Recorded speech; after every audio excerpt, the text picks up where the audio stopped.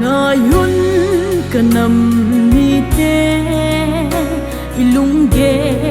khel tau hi te pakai anga kisu nim in it's on git low now ilung put ho pai tha tau hi te it's on git low now ipa low now pai tha tau hi te nằm pin pakai vel tau te sa tên inam sung đam min tin ta thiên lung hay na lam ti ti nằm pin lên na ding con ni no hung su tan te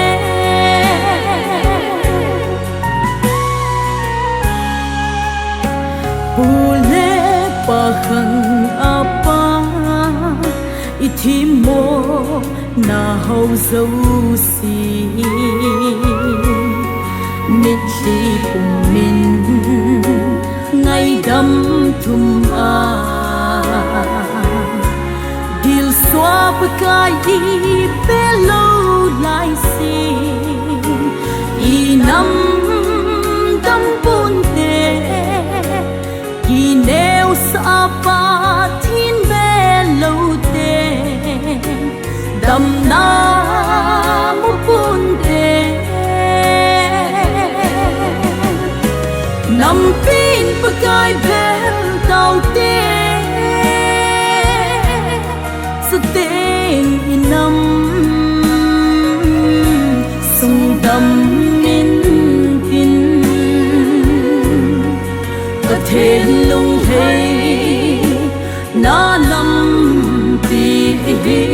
ti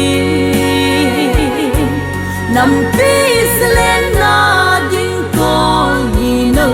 hung su tan te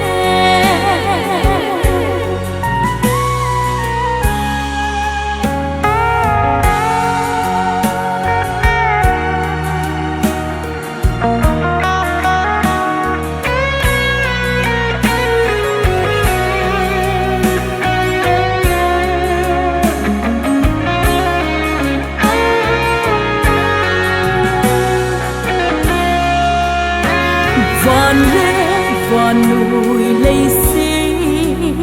gầm lệ go nay pa hi alung hay na nam mi te ti god san quay ze gam ong gam tum hay ho nam pi di ama belute chuting amma ai pri tao vin te nam pin pakai vel tau te sa tên inam sung đam min tin ta thiên lung hay na lam ti ti nằm pis lên na